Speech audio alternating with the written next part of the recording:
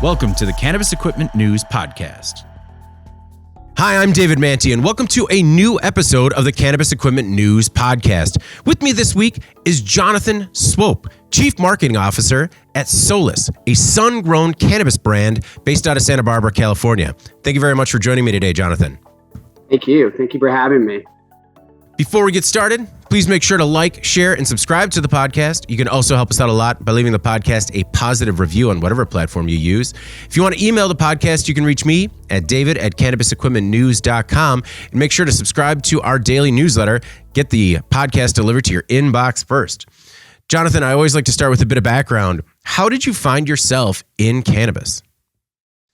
Well, it's something that we always partook in when we were younger. And when it started to become, us older, more businessmen, we were always watching the legal status changing. And when California started to change, we knew how large of a market California was. And it was something that we wanted to try our hand at. And so when it finally turned legal, we started shopping around, looking for different licenses and trying to figure out which avenue to go in. We ended up in Cathedral City with a license down there and a Type 7 volatile extraction license, and started making wholesale distillate, selling about 100 kilos a month, which we learned a lot from the quality control perspective, where people would deny an entire kilo for one single spec in there. So we started learning very quickly, what quality was. And then as Vape Gate hit, things in the wholesale distillate world were not perfect. And we realized we needed to control our own destiny. So we moved to Santa Barbara, where we have 2 Type 7 licenses and a Type 11. And then we ended up pairing a farm up with that. So that way we could kind of seed to dispensary. How did the business respond to Vape Gate? It was not a fun time for us, honestly. We were probably doing about $1 million a month in sales, and we went down to 600, and then 30,000, and then zero. We learned a lot, in California cannabis, they call them extinction events. So that was one of them. Some people went back home, some people powered through it. So we learned that we needed to control our own destiny, control our own supply chain, but also be able to play both sides of the market, be able to play the flower side, but also the vape side, because you never really know what's coming down the pipeline with, new laws or new policy procedures. So we have both sides of the coin now. What were other extinction events in California cannabis? Some people had problems with when Cat 3 came on with heavy metals. That was one. Most recently, the taxes were almost an extinction event, or were an extinction event before Gavin Newsom changed it. But people were, paying more taxes for the price of the weed that they were selling. So they were losing money on a sale. And then I believe people claim there was 4 or 5, and I can't remember what the very first one was, but I think it was just kind of everyone, market being oversaturated with licenses, the price dropping down this past, 2020, the price got very, very low. Similar to what you saw in Oregon, where the price went down and then came back up and stabilized. What was the transition like moving from a distillate focused vape business or vape focused business into something that is seed to sale or seed to dispensary? It was interesting. It's a new set of headaches, right when we kind of had that whole thing figured out, and there's a fine oiled machine, got thrown a curveball. Moving from Cathedral City to Santa Barbara County didn't suck at all, but we also got up there right when COVID hit. So we moved up there in 2019. We got our licenses in. We were trying to get permitting. We got our farm under contract, which was a dude farm. And then we were going to permit it for cannabis. And 2020 hit, and everybody went to work from home models. We couldn't walk into the county city offices to talk to them about our projects, and everything just really slowed to a snail's pace for quite a while. So it was a lot of different changes all at once. Did you have any experience in previous industries or in other careers that kind of helped prepare you for some of these trials and tribulations that you went through when you jumped into cannabis? I think one of the things that we found ourselves being successful was that, we always smoked weed growing up. We ended up getting into the business world and not coming up through the cannabis world. So we could, sit at a boardroom with an Excel spreadsheet and talk about numbers. We also could go to the other side with the traditional cannabis people and talk about all the things that we did growing up. So we kind of got to play the middle there. But yeah, I think no matter how prepared you think you are for cannabis, there's never a dull day in cannabis. So it's always new. We're always learning. We never came into anything with egos, which is one of the things that we try to strive or pride ourselves on, is that we don't think we're better than the competition. We're always trying to be the best that we can be, and everyone can do well together. In terms of being the best that you can be, what is the importance or differentiator for sun-grown cannabis? Is it something that you preferred as a connoisseur? Yeah, I think it's actually coming around as mainstream is starting to understand it. Some Best in Show last year, Emerald Cup, was a sun-grown cannabis, which was a big moment for us. And that's where I talk about, the industry, our sun-grown friends, all boats rise in the tide sort of scenario. Their triumph is also ours as well. But yeah, it is something that we're educating people. We think it is actually something that everyone's starting to understand. With stabilized genetics, which we've been able to accomplish, we can have high THC, which was the big myth there that you couldn't. Sun-grown scientifically is able to have more cannabinoids and more terpenes. So you have a better flavor profile. You can get more cannabinoids just from nature alone. There's a couple different light spectrum scales where people are trying to mimic the sun with their indoor bulbs, but it's even with the combinations of all the bulbs they use, you still don't get what Mother Nature has provided. Yeah, it's still fake sun. Yeah, right. And we added kind of indoor technology to our outdoor grow, where we used our grower was Driscoll Berries forever. We had two different growers. We have a cannabis grower and we have a scalable grower because we wanted to be able to scale. And so he did Driscoll Berries, and thousands of acres. But we used that pot system that he used, which is really mimicked that's where indoor cannabis uses a similar thing, where each pot has a spider in it. We're able to monitor all the minerals, nutrients coming in and also going out. So we have kind of the motherboard computer that allows us to change those on a fly, and we check those every single day, and what we have called is recipes. So it allows us to get as much out of what we put into it as we can. And then also, if it's not eating certain minerals and nutrients, we would then not put as much as those in, so we can save some money there as well. What is a spider? It's like four legs that prongs that go into that's our kind of terminology. I'm sure that's not the textbook terminology of what they are, but it's a irrigation system that then it spits out, and each pot has four what we call spider legs that go in there. So it's a drip system rather than a spray system. So it allows us to conserve water as well there. Okay. Are your cultivation efforts with the end goal of, maybe winning an Emerald Cup one day? Absolutely. We clearly would love to win as many awards as possible. But yeah, the thing about it is that the science behind this outdoor cannabis sun-grown is becoming better and better, and more stabilized genetics. The more we grow each year, we're able to learn more about our microclimate and what works and what doesn't work. So we feel like we probably have flower right now that would do well there. We actually are internally talking about starting to go out and enter all of our best strains into these awards and cups and just starting to get our name out there. But we've been so busy just launching statewide in California. It's some of the things have been put to the back burner.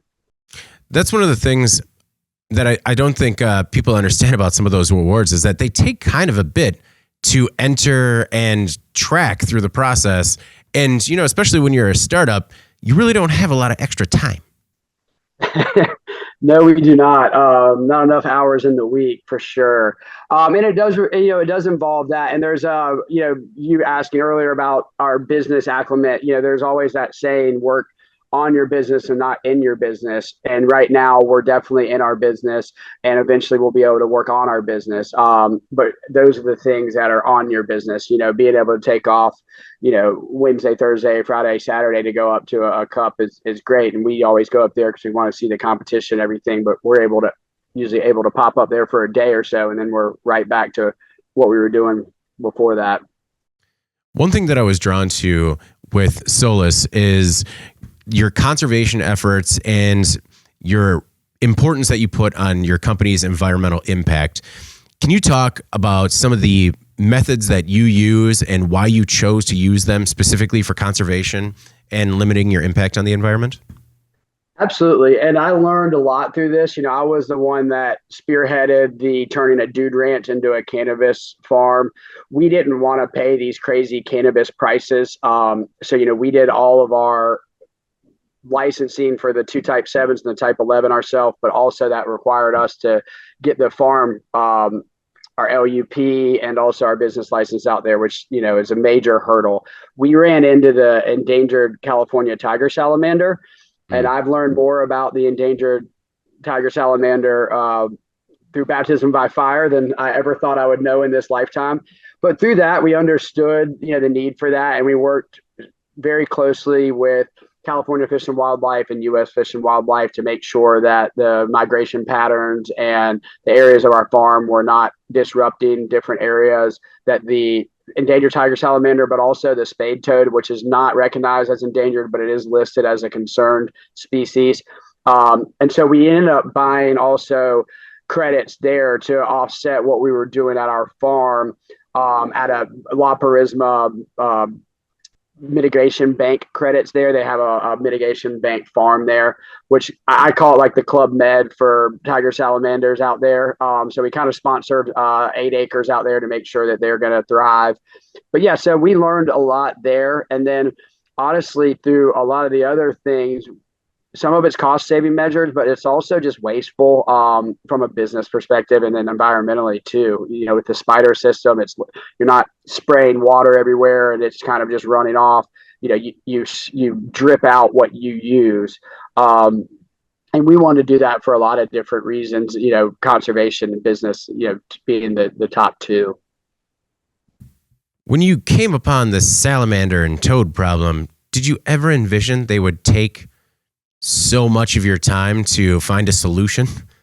It's interesting. We're having a hard time finding somebody to write a letter for us. So we ended up talking to a gentleman that worked for the University of Santa Barbara. He actually was the gentleman that got the tiger salamander listed on the endangered species, and he actually used our farm and neighboring farms to be able to do that report. He was pretty certain that they weren't going to be on our farm, but there was a potential habitation there. He had told us then, he's like, look, if you guys withdraw your cannabis license, just tell them you're growing blueberries, come in here and do all the things you need to do, come back and then do your license. Like, I'll save you a year. And we kind of laughed. And honestly, he probably was right. And I know we all said it in jest, but we didn't think it would take as long, but I don't think we would have changed anything there, because the goal of this isn't to try to disrupt, as much earth as possible. It's kind of, we want to do it right. We want the old Boy Scout, leave it better than you found it sort of scenario. It's encouraging that you hear that so frequently in the cannabis industry. In some companies, it's lip service, but it seems like, overall, as a whole, the cannabis industry seems very mindful when it comes to its impact on the environment. Would you agree? Absolutely. And honestly, we've been trying to find other ways to do it. And sometimes the industry just isn't there yet. Recyclable product or recyclable glass and everything else, return policies. And it's things that people have tried in the past, and it becomes more of a headache and they kind of just move on. So yeah, you're right. Sometimes it is just pushing towards the almighty dollar. Right now in California cannabis, the margins are really thin. The prices of weed have come down. The cost of, labor and, construction and everything else you're doing has gone up. Somebody told me it's maybe the only commodity in the world that the price is going down, and while the other costs are going up. So it's very tough to find the middle ground there. But it is something we're always searching for. What did it take to turn a dude ranch into a cannabis farm? How much time do we have? I mean, it was hard. I'm not gonna lie. We were able to kind of structure the purchase of the land properly, so we were technically renting it to make sure that the boat floated out there, because the LUP is not a guaranteed process. The county of Santa Barbara had put a cap on there of 1,500 acres, so we were racing up against that too. And really, honestly, I mean, we ended up doing what they called an initial study, which is I don't quote me on this, but I'm pretty sure we're the only farm in California that at the time had gotten one. I'm not sure after. We had to do an incidental take permit with the U.S. Fish and Wildlife, which allowed us to accidentally kill up to 10 tiger salamanders. I'm glad to say we have killed 0. So, but it's in place because it's a federal crime to kill an endangered species. So you have to get that. And then they had a subsequent document with U.S. Fish and Wildlife, or with California Fish and Wildlife, that was a similar kind of take permit.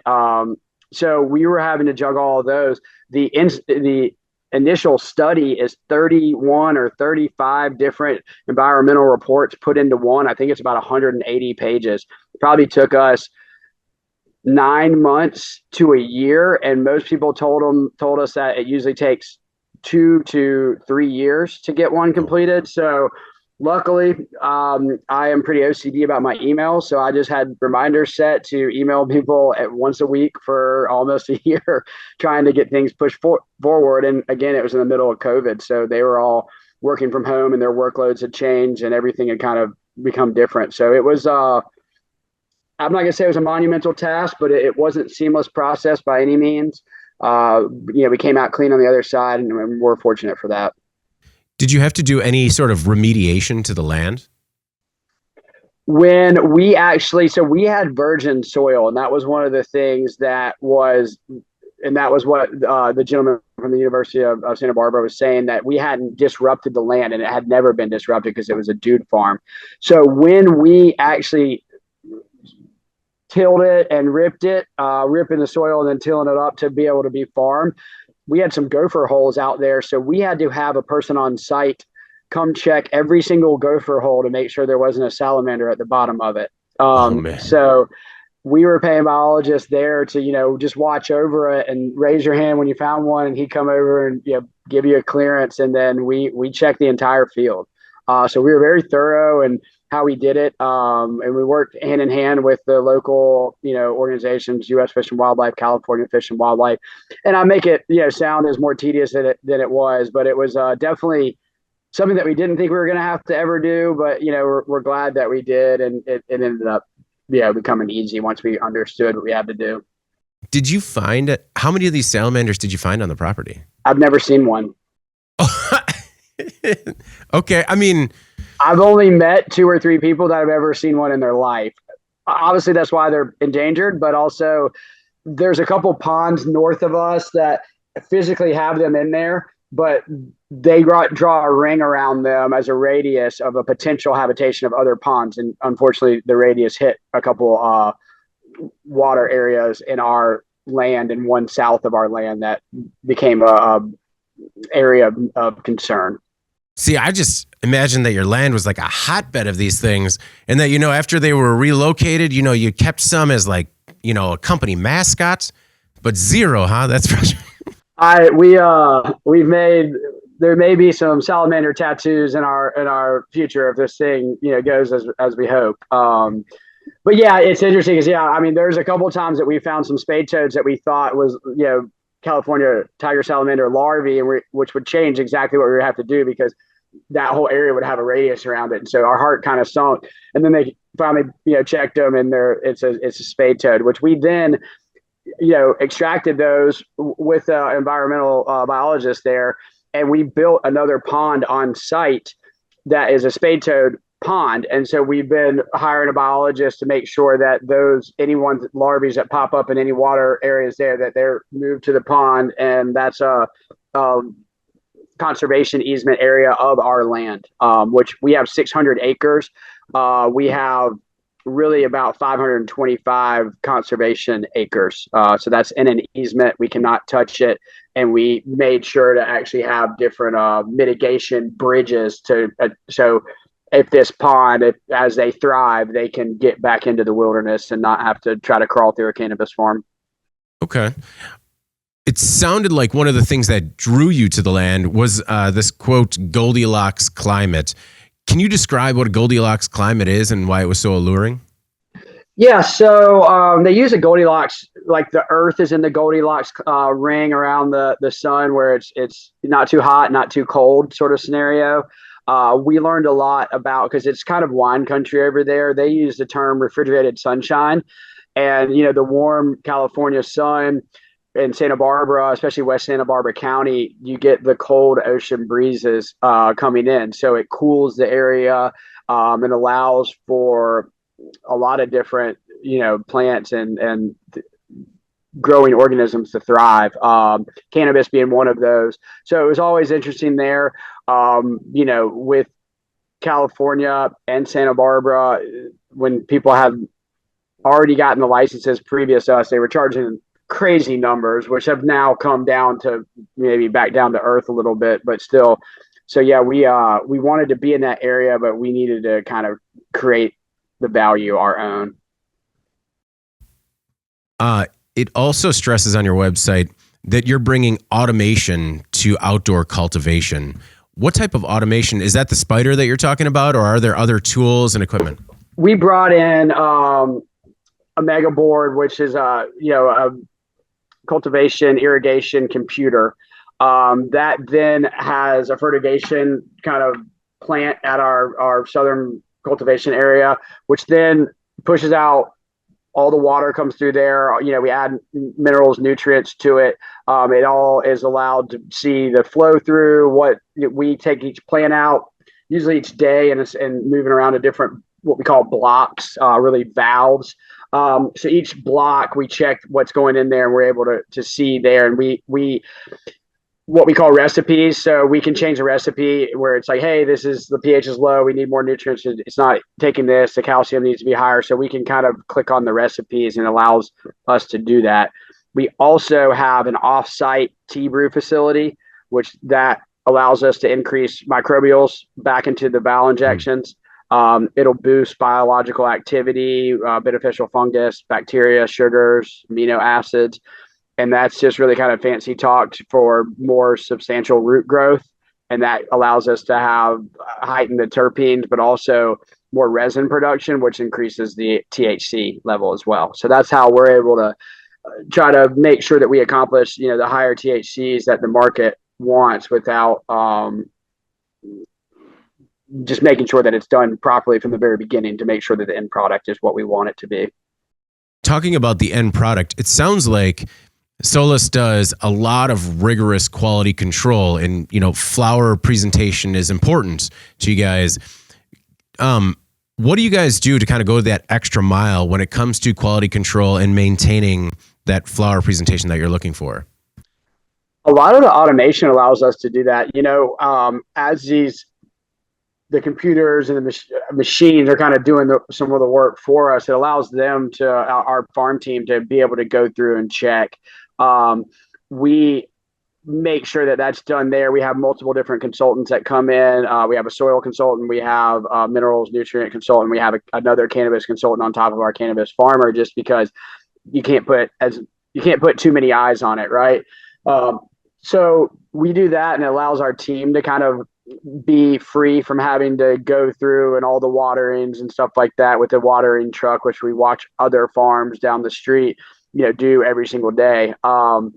So that allows us there, but also as it comes off the farm, we have a drying facility that we partner with, and then we monitor how they're drying it and curing it and trimming it as well. And then ultimately we even go further when the testing comes. We don't really want to put anything in a jar that's less than 27%. We've been lucky with our stabilized genetics to be able to achieve that pretty much across the board. We had one or two that was in the 25, 26, but we had, 10 or 11 on our menu right now, above 27, 28% THC. Right now we're selling the smalls in our jars, and we kind of pass the QC on to our customers through the jar because they can see it, right? Hmm. A lot of other people are in Mylar bags in our value range, and the customer can't see it. And oftentimes we talk to dispensary owners that they get home and they're not happy with what they see when they open it. Somebody described it as a bag of Lay's, where it looks like a big old bag of Oh, weed, yeah. and then you open it up and it's like a third full, you know. So, and then honestly, with those Mylar bags too, it can get crunched real bad. You get some fluff down there. You want, you want your bud to have better structure than that when you smoke it. So, the glass jar is something also that we pay a little bit more on packaging. We're very aware that we do that. We still want to have you be in the same price range with the other value brands, so we kind of sacrifice that on the front end, but we think that people really enjoy it on the shelves, but also on the back end too. Are you guys only flower, or do you have other product lines? Right now we are smalls, flour. We do eighths, half ounces, and ounces, all in glass jars. With us cutting our teeth in distillate, we always wanted to have a vape line. I mean, we know more about quality control with the distillate for longer, just because that was what was our livelihood, So we do have a vape line right now. We do 1 gram botanical terps, distillate pins. We're right now getting into the disposable. We're probably going to do add a 1 gram disposable to that. But also, because we came from extraction, we've been toying with a lot of different craft stuff. So our future R&D, or not our near future R&D, will be adding a diamond line where we're going to have infused pre-rolls with diamonds, regular, we're a flower company, so pre-rolls kind of become a byproduct of what we're doing on the small side. Not every bud can go into a jar for smalls. So we're going to grind down the rest, make some pre-rolls. We'll do a 1 gram pre-roll. We'll do a multi-pack. It's going to be 7.5s in a multi-pack, regular flower, and then back to that infused with the diamonds. And then we're also going to do a craft cart line, not only the regular carts, but also disposable with diamonds there. And we're extracting all that in house. We try to eat everything we kill. So we take every part of the plant and put it to work. It allows us to keep our costs low, allows us to R&D with the quality control again, to make sure that what we're putting in there is exactly what we want it to be. Of the products that you have on the market thus far, what has been the response from the consumer, and what have been your most successful lines? So clearly the half ounces and the ounces are really what moves. Our eighths move as well, but I do feel like there's a lot of competitors down there, and there's a lot of people that are just dumping weed into cheap jars with brands that they don't really care to keep going. It's just they had some extra weed, and that's what they're doing. So at first, some people were reluctant to go with us because somebody was a quarter or 50 cents cheaper, but then afterwards, the second order, that brand doesn't exist anymore. So now they're understanding the longevity of us. And so it's been helpful there. But the half ounces and the ounces, I mean, there's great deals on them. It's a lot of weed. Our kind of slogan is expect more, smoke more. And we've kind of told you a lot of what to expect more, and what you can expect more with the sun grown, but we want people to smoke more too. So the value there and the larger quantity, those would be our two top sellers. The vapes are starting to move a lot too. That was a second SKU later, but now people are starting to realize, the value there, and our other competitors that are a similar product with similar hardware, similar terps, as well as similar distillate or comparable distillate, are sometimes double our price. And they've been around longer, so they have a more notoriety on name. But at the end of the day, the product is what the product is. So people are starting to become educated on that as well, that you don't just have to pay for the name because they've been around for 5 or 6 years. In order to keep that flower presentation, what is your approach when it comes to packaging and processing? Is it all automated? Is it all by hand? Is it a mix? So our Type 11 license in Lompoc, which is west Santa Barbara County, the kind of forgotten industrial town up there, it's our home and we love it. It has a large Planters peanut jarring machine, or the same machine that Planters Peanuts uses, which allows us to automate a good amount of it. there's still some quality control on that. You want to make sure what's going in there. So, you probably could get away with having one or, two or even one person running it. We have three. One of them's kind of a floater, and they are checking to make sure that the things are being done that need to be done there. What's going into the jar is what we want in the jar. So we are pulling things off the line and pulling out the larger buds, the better buds, and then dumping the other smaller ones in there that we'll later use for either extraction or pre-rolls and grind up for weed that way. You also have an in-house lab. Why was it important for you guys to have an in-house lab rather than outsourcing it to a third party? I think, again, it's just quality control. I mean, some of it comes down to cost. I'm not going to lie to you. The more you do, the better it is. But I think for us, we just wanted to be able to quality control everything. And really on the R&D side, it's really hard to, you want to make sure that when you're developing something that is exactly what you want it to be and exactly what the consumer would want it to be. When you're getting these things outside, you might get something good one time, but then you go back and you try to get it again, and either they sold it to somebody else or they haven't had the opportunity to create more. So for us, we just want to control our destiny. We learned that you can always probably find something maybe even a little bit cheaper, but is it always going to be there? Is it always going to be top quality? Can you rely on it? And for us, you can't clone yourself, so we just wanted to make sure that the only people that we had to rely on were ourselves. Throughout your operation, what is the equipment that you just couldn't live without? Honestly, it's the fertigation irrigation at our farm. 100%. I mean, that Planters peanut jarring machine is great. If you did it by hand, you could probably accomplish it. It wouldn't go as fast, or as if you're OCD about the sticker being perfect. They're always going to have that kind of single barrel, touch kind of thing. But for us, we couldn't do what we do without the kind of state-of-the-art fertigation, nutrients and minerals. It all starts there. If everything comes off the farm where you don't want it to be, doesn't matter what you do to it past that, it's going to just be lipstick on a pig. Did you build the state-of-the-art fertigation system yourself, or did you partner with a manufacturer? So we had somebody come in and help us design it. I don't think that, in the world of farming that we're doing anything that was proprietary or groundbreaking. I think we're adding, or I know that we're adding a couple of different methods, tried and true methods that allow us to kind of put things together to become what we need. But yeah, we had a irrigation design team that did that, where they also the supplier. But at that scale, you have to have it. There's a lot of different things to make sure that the water pressure is running properly, and where you put your fertigation irrigation farm as far as topography and slope to be able to properly water everything the way that it would reach all corners of our cultivation envelope.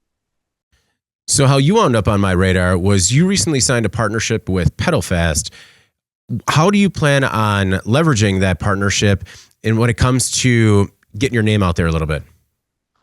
Well, so actually, Jason Wiskoski is the CEO over there. We knew him back from our distillate days, and he was at Kushco. He moved over, so it was a relationship we'd always kept.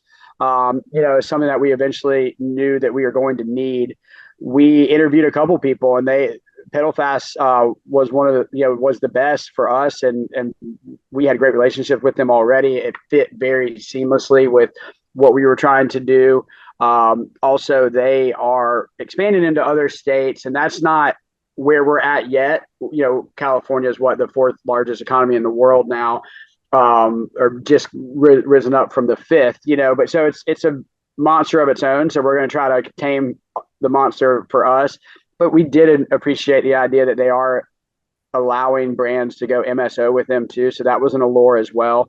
They would be the vehicle that would get Solis into other states whenever we get there. But there were so many things that they were doing at a very, very top level. They have 9 salespeople that allows us to have 9 regions of California. And California is a giant state, and every region is so different. It's insane driving around this state, going from one place to the next, how different they really are. So they had that tackled for us. So it was really a plug and play. We've been extremely happy with them. We really are just getting now going. March will be our first full month with them. And already, the 3 weeks we had in February were fantastic and already have increased our sales. And we're really excited about what's coming up next with them. Are you doing all of your sales through Pedal Fast, or do you have some in-house? Is it the plan to keep that all outside? So it's a combination of both. Everything's going to run through Pedal Fast, and everything will be distributed through Nabis. And Nabis, one of the biggest player in California cannabis distribution as well. So that's great there because they already have relationships with all the dispensaries that we want to, that we're already in and going to want to get into. Pedal Fast has 9 salespeople with a field and trade team on top of that, with a brand manager. They have their org chart is 30, 40 people that are working, for our brand. We also are going to have an internal sales team that will work hand in hand with Pedal Fast, as well as Nabis, to kind of have just another layer there. The more people you can get out and more dispensaries you can see and more buyers you can see, the better your brand's going to do, and the more the bud tenders understand about your brand. And as we talked about here today, there's a lot to educate, Mm-hmm. So it's going to be a yin and the yang, but we're going to work together always. You're also doing a little bit of white labeling and co-packing. How is that part of the business going to work? So we started doing that with some brands, and now with everything that's going on with our sales, it's very hard for us to find time to do that. You have to recalibrate the machine. You have to kind of stop your workers. So we've been doing that less and less. We had one relationship left that we've been working with, and we never want to disappoint them. So they're working to find somebody new to do it. We just don't have the time. There's not enough hours in a week. We're already talking about adding another shift. So we'd run 1.5 shifts during the week just to be able to make sure that when Nabis needs inventory and Pedal Fast is selling it for us, that we always have it. So we don't ever want to disappoint the dispensary. So that's kind of become our first priority there. And then white labeling is going to be second. But as always, is something that we can do. The flower side's tough right now with just how much product we're moving through. The extraction side is something that we've been toying with more and more. Where did the name Solis come from? Well, it's Roman for the sun, and it was something that we wanted to, the sun is vital in everything that we do. It all really starts there. And it's something that the growth of everything really in life comes from the sun. So it was something that we wanted to kind of use as a focal point for us as sun grown, but also just to kind of reiterate that bud tender education and patient education of sun grown cannabis. I wanted to close it with a quote that I read of yours saying our relationship with the environment is at the core of what we do, and ask you to expound upon that. But that was kind of the common thread through this entire conversation. Was that something that you had from the jump, or was that something that you grew to appreciate through your start at Solis? It was something that we always talked about. And if I could roll back the hands of times, I'd be lying to you if I thought that it would be at this level, because we didn't realize, the hurdles we were going to get put in front of us. But as we did get those hurdles, and as we kind of, grew into the Santa Barbara farming community and understanding that, we were really almost happy that we did, because that's what everybody out there is about. It's this farming community. And somebody on a Zoom call when, people were getting their licenses, challenge, it was a farmer there, and he was like, we were farming before wine came, now weeds coming to Santa Barbara. And he's like, in 50 years, there's going to be some other cash crop. He's like, we're always going to be a farming community. It just changes what we're growing and when we're growing it. So we really appreciated learning a lot more about all that and really being a champion for it as much as we can. Well, I really appreciate you taking the time today. Before we get out of here, is there anything else that you want to make sure the Cannabis Equipment News audience knows about yourself or Solis? No, we just love for them to, come out and try it. You always get a good deal. We're getting to more and more your local dispensaries now.